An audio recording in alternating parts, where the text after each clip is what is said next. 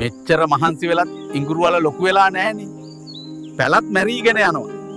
නිකම් පෝර දැම්මට හරියන්නේ නැහැ. මට හරියන්නේ නැහැ. පස මැරිලා නම් හයි වෙලා නම් ඉඟුරු කිරියාල එන්නේ නැහැ. ඒ හින්දා මේකට ඕනේ කරන BNF පියවර 3ක වැඩපිළිවෙල ගැන මම ඔයාලට කියලා දෙන්නම්.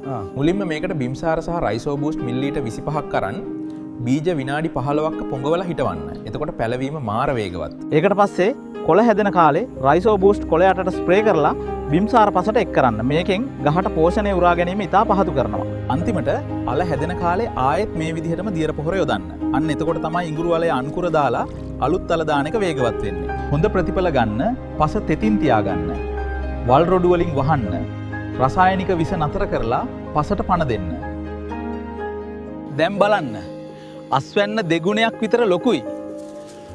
අලත් ගොඩක් පිරිපුන් වගේම බරයි. අන්න ඒ විදිහට BNF ඉඟුරු ගොවියට නියම ආරක්ෂාව සහ උපරිම අස්වැන්න ලබා දෙනවා. අදම try කරලා මේ අරුම පුදුම වෙනස බලන්න.